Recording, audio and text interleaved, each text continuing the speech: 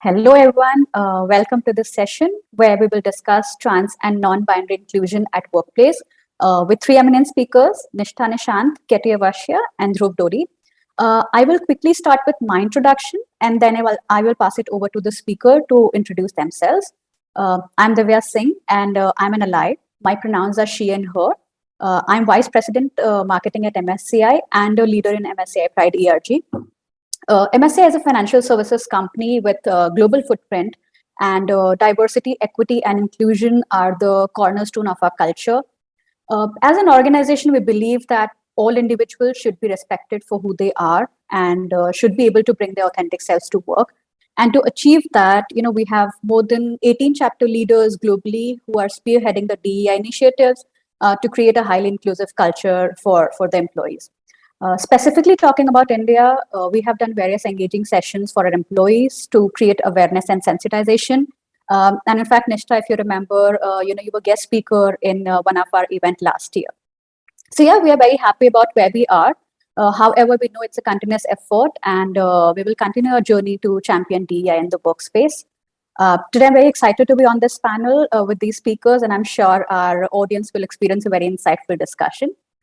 So yes, let's start with knowing more about our panel members. Okay, we can start with an introduction.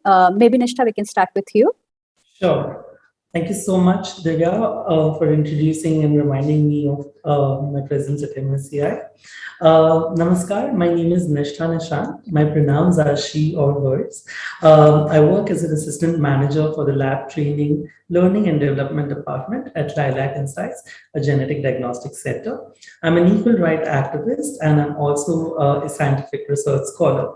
I'm very excited and looking forward for this fruitful discussion with the panelists here. Thank you. Great. Thank you, Nishtha. Ketty, will be great if you can share a few words about you. Sure. Hi, everyone. I am Ketty Avashia. I identify as a transgender man. Pronouns are he and him. I've been into BFSI industry for 18 plus years now in technology roles. Currently, I play the role of vice president at Wells Fargo, and also as a person who advocates inclusivity at the workplace. So you learn from your experiences, and then you use those experiences to make things better. That is the mojo with which I go ahead. Thank you, Ketty. Over to you, Dhruv. Hi, my name is Dhruv. My pronouns are they and them. I work in the tech industry for last 19 years. My current designation is Chief Standard Architect at Huawei Technologies, which is in the telecommunication space. I've been quite active at the internet standard organizations as well, where we go and standardize various internet protocols, things like on which this Zoom call is currently running. So I am like one of those kind of techie, but on the side, I like to dress up, and saris is one of my passions. And I'm really glad to be back at Bright Circle again and talking with such an amazing panel. Thank you. Great. Thank you, everyone. We meet so many people at workplace and in our day-to-day job. They can be our colleagues, our clients, our suppliers, or anyone else. Every one of them has a gender identity that they relate to. So when we are talking to them, it is very important that we are aware and conscious of their gender identity and respect them for who they are. So, of course, to create a culture like that, an organization needs to work on various fronts, creating awareness, bringing sensitization, removing inclusion barriers, creating relevant policies and practices, and more than anything, walk the talk.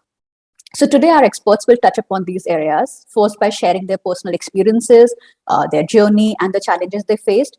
And then they will also talk about what organizations can do to create more inclusive environment and a safe workspace for trans and non-binary employees, and the role of an ally in an individual's life. So without further ado, starting with you, Nishtha, what has your journey been in terms of self-realization and coming out, and what does transitioning mean?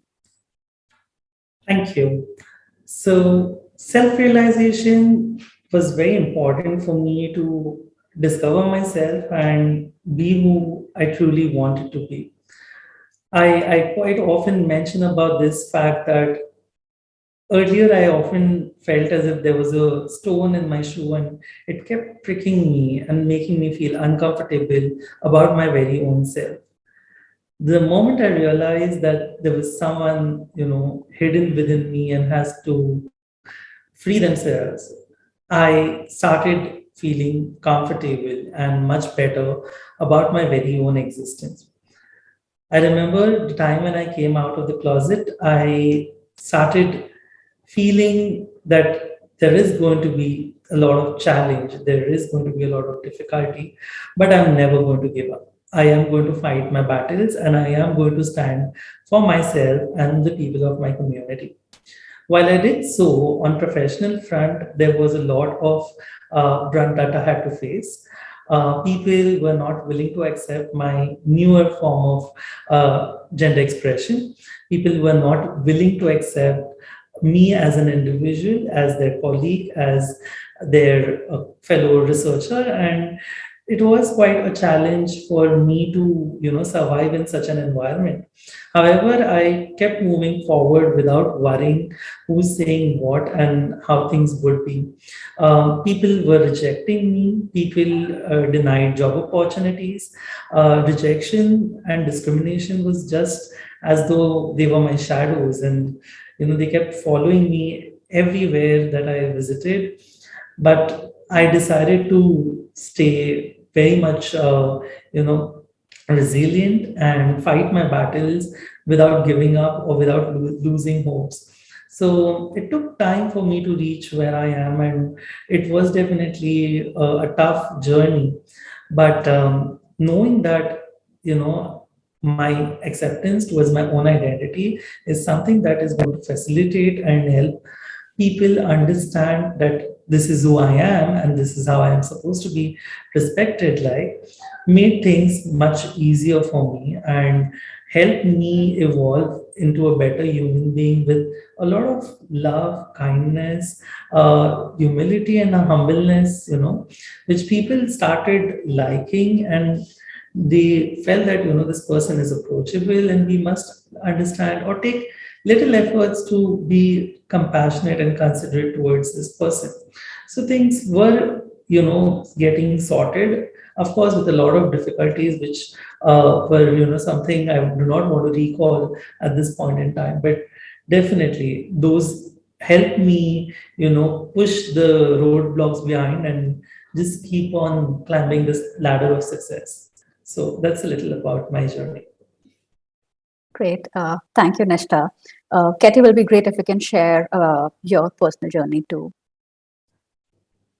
Sure. So, as far as I am concerned, for me, growing up itself was full of gender dysphoria because I, at a very early stage of 7 years old, was able to identify that I feel different in the body where I am, right?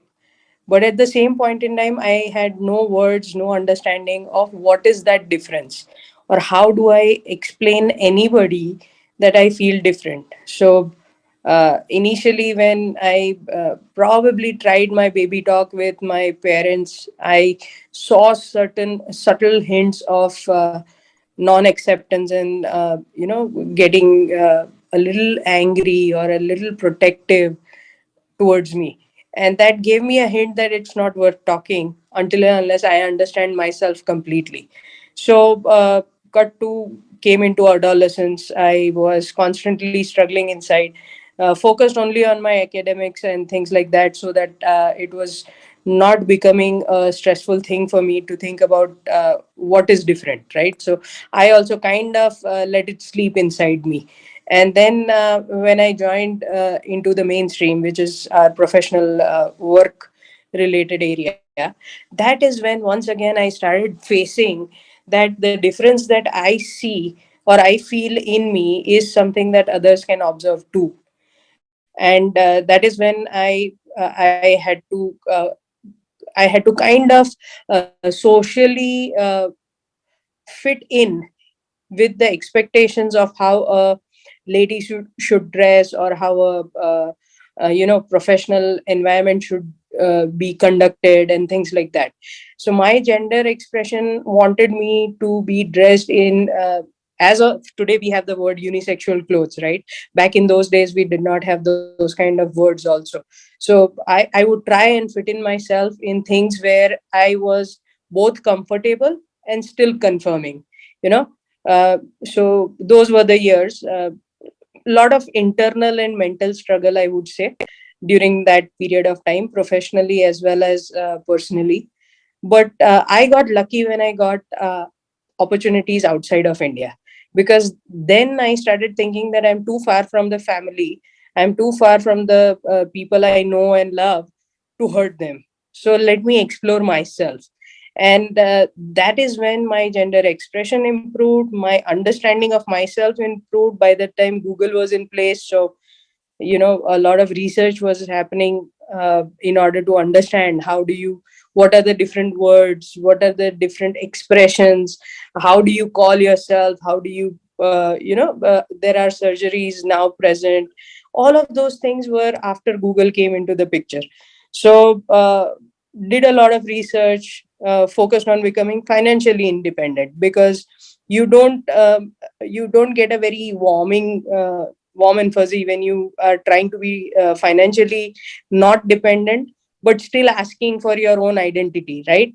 So my focus now was to become financially independent so that I can do what I want to do and the way I want to do.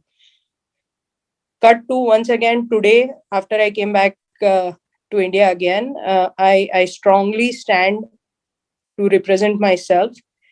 I strongly believe that when I represent myself, it is going to support a lot of people who are looking for support. And it is also going to be something that can motivate others to be themselves. So that's pretty much my journey. Great. Thank you, Ketty, for sharing that. Dhruv, what has your journey been, and when did you start presenting yourself with the gender you identify? Yeah, thanks, Divya. I started identifying as non-binary maybe by 2017, 2018, around that time frame. But thinking back, even before, I used to prefer the term queer instead of gay. So there was something in back of my mind where, but I did not have maybe the right vocabulary or even the right understanding of what non-binary actually is. And it is still a very big term. It means a lot of different things to a lot of different people. To me, what it means is in some way even rejecting gender as a sort of as a most important part about yourself. Like when you start identifying yourself, do we really have to start with the gender as the first thing that you need to know about me? But but one thing that is equally important, like I don't want to be construed as a cis person as well. I am non-binary. I need to take space. I have a space on this table. Our experiences are different, and even I am evolving. So I have a lot of patience with people, because I have to have patience with myself. It took a long time for me to understand, because there might be a thinking back, what was holding me back? Why did it take me so long? Because in some ways, being a man has helped me. Initially identifying as a man, as a cis man, made my life a little bit easier. And you were anyway struggling with your sexuality. You did not want it to add another layer onto it. You said there are inherent advantages to presenting as a cis man, and that's what I did. And I was navigating this space. But maybe last couple of years, and even as you grow, you start questioning things that have been so important to you all this while. And I started with that. Even this pandemic helped me realize that what is holding me back. I have always had my saris, which my mother who passed away, which was with me, but they were stored. I used to wear them as dhotis and still sort of have this in back of a doubt in the back of my mind that but that went away. And slowly, this is one life you have. You have to live it to your full terms. Accept yourself first and be strong, and the world will open up to you. And that's what my journey has been. And thanks. Great. Awesome. Thank you, Nishtha, Ketty, and Dhruv.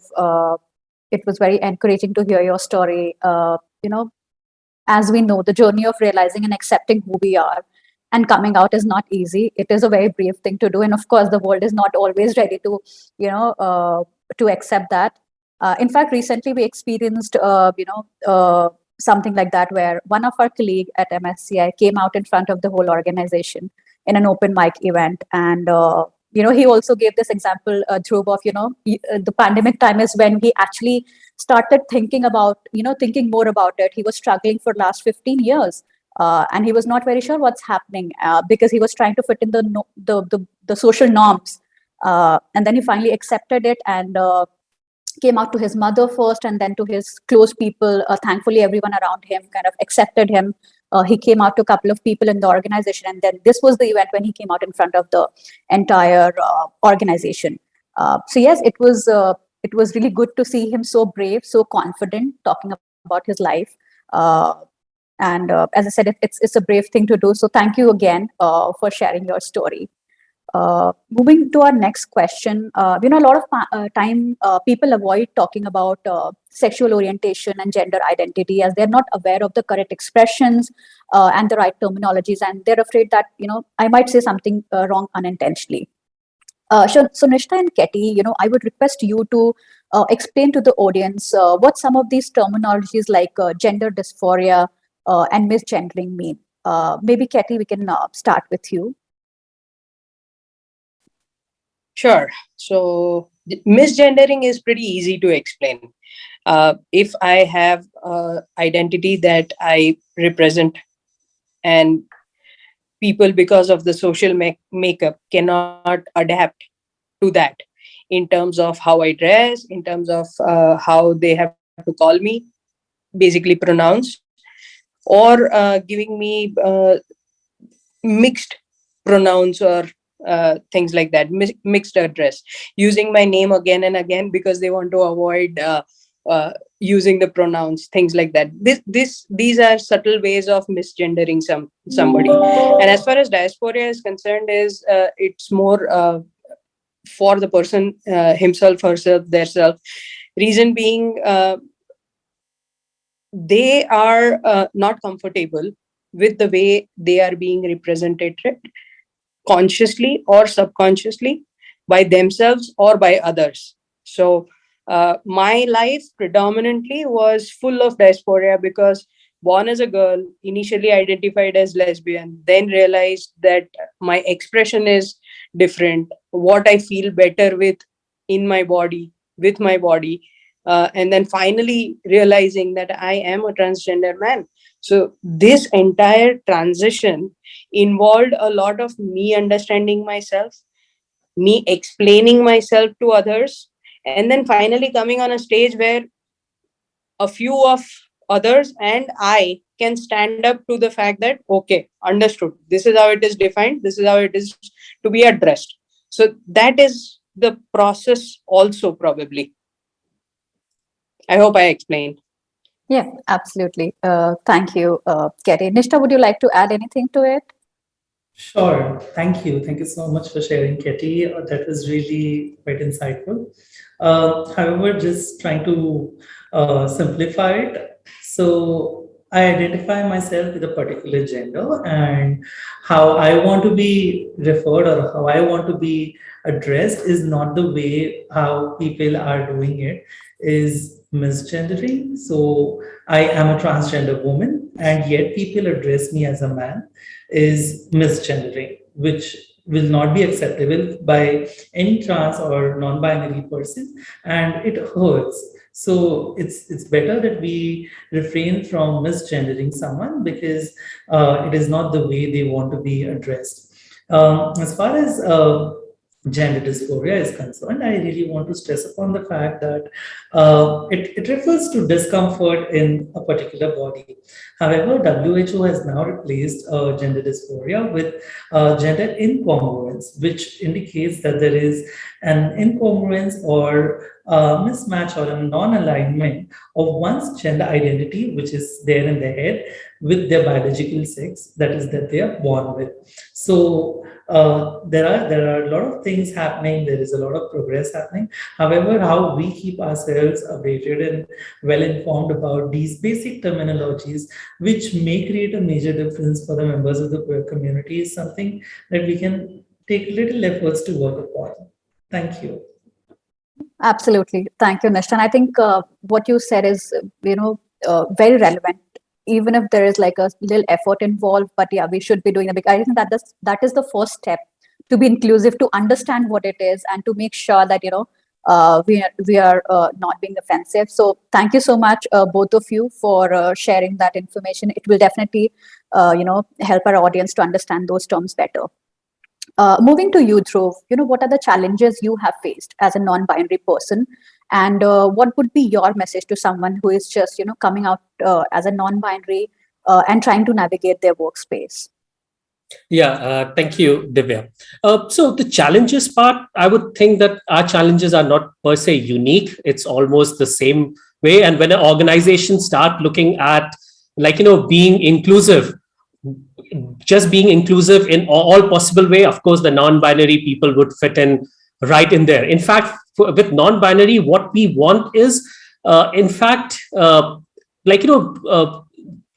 we feel that gender is it could be fluid.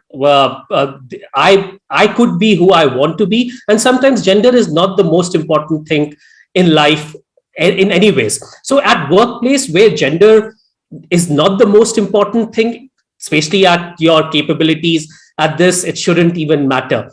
Maybe where it matters is the world we see is completely binary.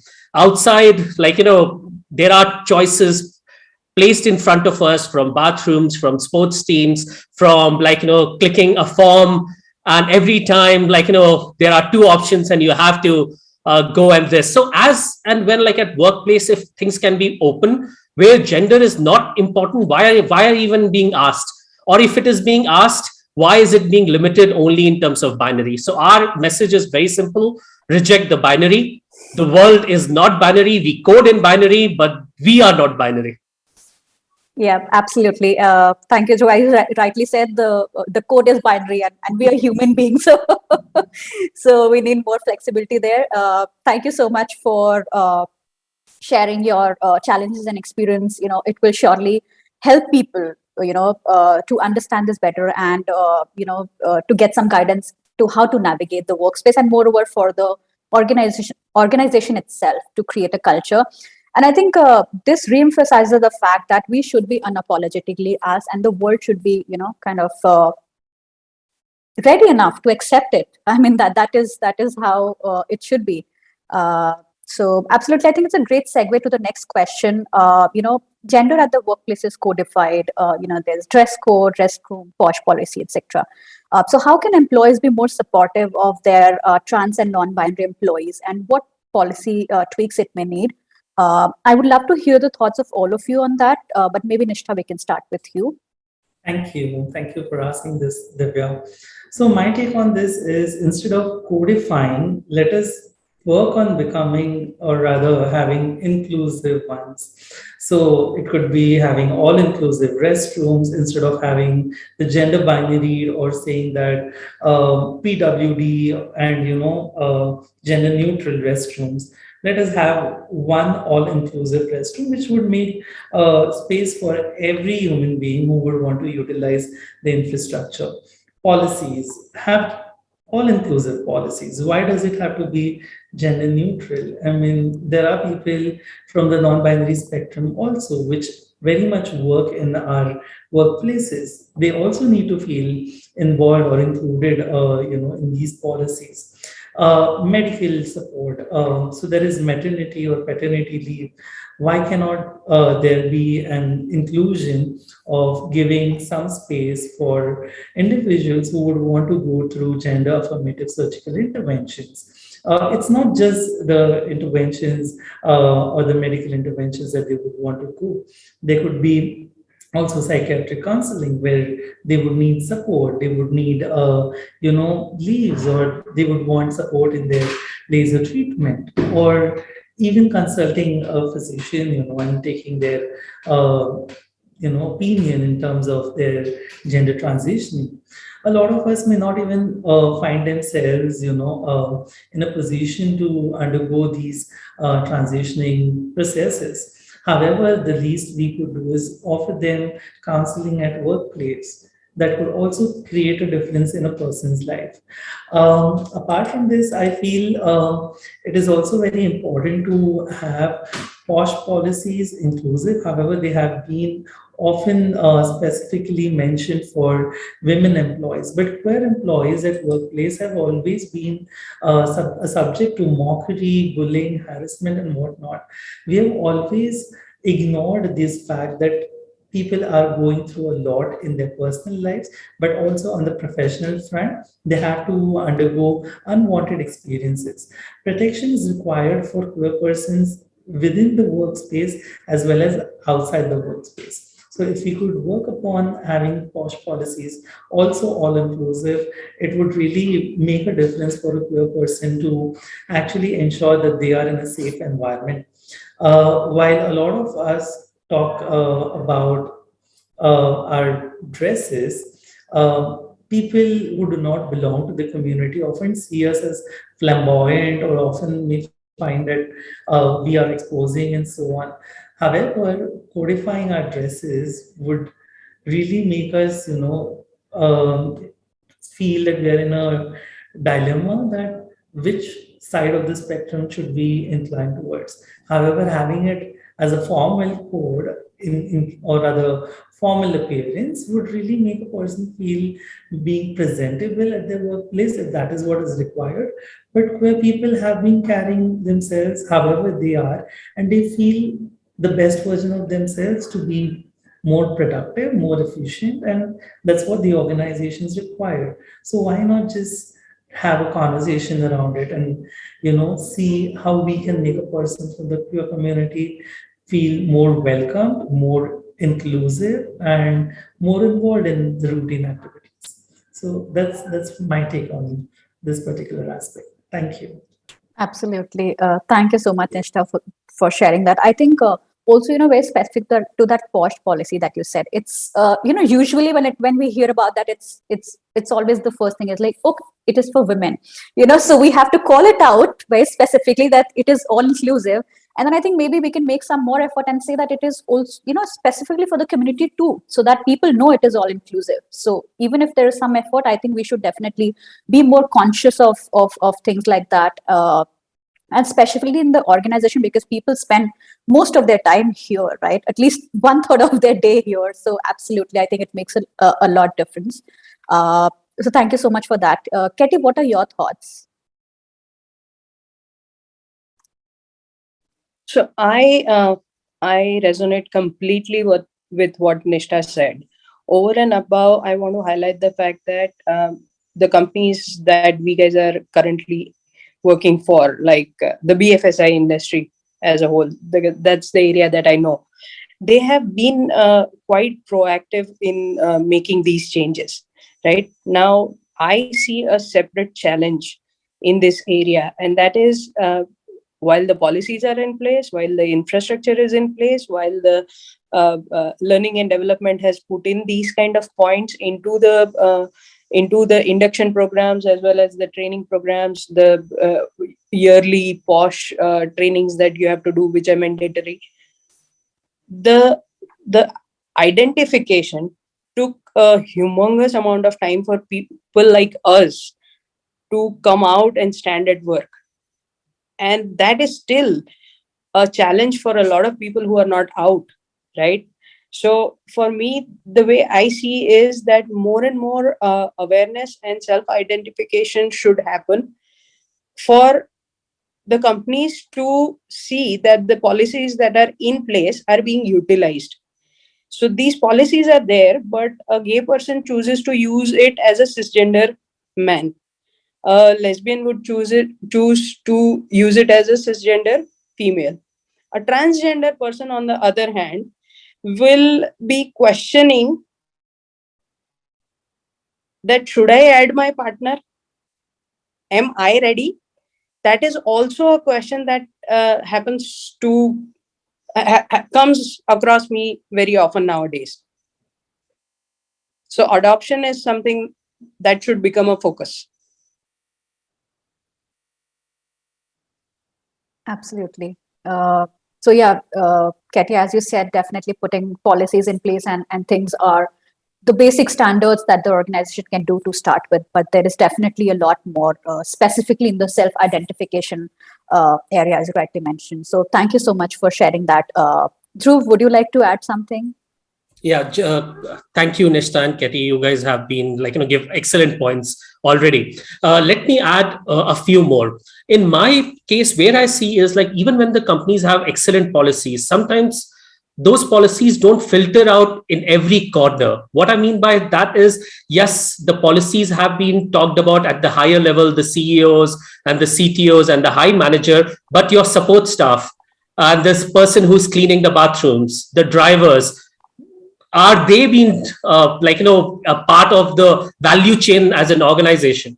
Because we as an employees are also dealing with those members as well. So it's very important that whatever steps are being taken, they have to be holistic and from every angle, and not just only top down and only being done from to the senior management, etc. And for a pure employee, I kind of remember when I joined the workplace, and how I was thinking, like how when I'm out to my manager, how would he react? Like, okay, have they ever made, I would look out for hints that have they ever made any homophobic joke, or maybe I should not tell them, or this is the safe person. So I think those relationships are way more important, like the person that you are interacting to on a daily basis, than the policies that are coming from the HR. As good as important as the HR policies are, the employees are dealing with the peers. And there, what I saw was the most important thing was having another visible queer people within your organization, and having informal support group outside the channel of HR. So I'll take an example in this case. Uh, Another non-binary person reached out to me within the organization, said that like, I'm not out, I don't want to be out at work, I don't want to talk to HR. This is not something that I'm comfortable with, and we have to realize that. But I know you are. I need your help how to deal with my situation. I don't want you to sometimes people are afraid of confrontation. Nobody's looking for confrontation. Are adapt. We as queer people living in India are adapt in managing difficult situation, and sometimes we just need that little bit of hint and guidance. That's where an informal support group can help, and having more queer people visible at the workplace taking important position is very important. And there my final point would be the dress code part. When it came up, I think the part where people should realize that as a non-binary person or as a queer person, why do we dress flamboyantly? In some cases it is just to avoid coming out every day, because everybody just assumes. So if the world stops assuming and not looking in terms of binary, maybe we'll not have to do this and use our clothes as a way of having a shield and having an identity, because that's the most visible thing that we can do, not to just come out every day and come out by default in some cases. So that's the 3 points I wanted to make. Thank you. Absolutely great. Thank you so much, Dhruv. And I think that that point that you made about the not just the employees but other the support staff. So it's not just the entire ecosystem that we that helps us, supports us, need to be aware and sensitized, and we should be kind of open to that as well. So great points. Thank you, Just all of you. Yeah, Ketty, So- sure. what Dhruv said reminded me of highlighting one more point. Now that there is a focus on inclusion, and now that there is a lot of focus on awareness and everything, I think hiring should also become focused. And it should not be just the skilled workers or the talent that you need kind of a hiring. It could be your cafeteria staff, your support staff, everywhere, right? So if that is also something that the larger industry can work with their vendors and put in place, there would be a lot of our community members who would benefit from it. Right, absolutely. Thank you so much, Ketty, for adding that point. So, as we discussed, there are different areas that the organizations need to focus on, to create an inclusive environment. But if we specifically talk about, those 3-4 points that HR and DEI folks in the audience need to do to build a safe workspace for trans and non-binary people, what would be those 3-4 things on the top of your mind? Maybe, Dhruv, we can start with you on this. Yeah, so something that is very important are the thing that we started this conversation with, which is the use of a pronouns. And why it is important, I think it's the first most important step and most simplest step that an organization can take in terms of making sure and giving a strong signal to throughout the ecosystem that they are inclusive, and they feel that they give the identity of each individual back to that individual, and they don't not assume by the way they look, by their act, by their voice, by their dressing. Individuality belongs to individual, and asking rather than assuming is the most important step that everyone throughout, not just at workplace, to whoever we meet, we should take. And as an organization, when they decide that this is a policy that they would like to, I would also feel that they should not use the word, not think of this as a preference. And somewhere where they say, okay, this is preference. Yes, mistakes happen, but it's not the same as this is my preference. No, my pronouns are they and them, and I would not prefer, I would need you to use them.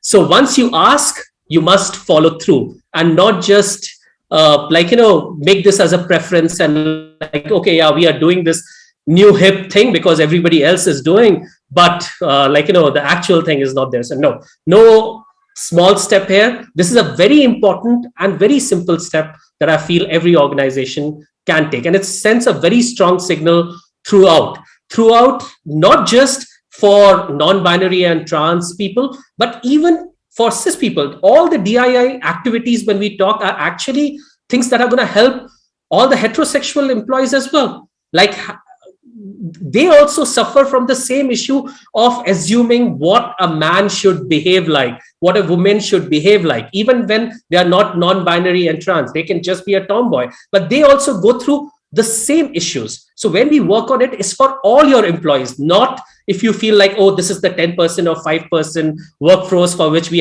why all of us have to go through this. No, that's not the case. It's going to benefit everyone. Thank you. Thank you, Dhruv. Nishtha, would you like to add something?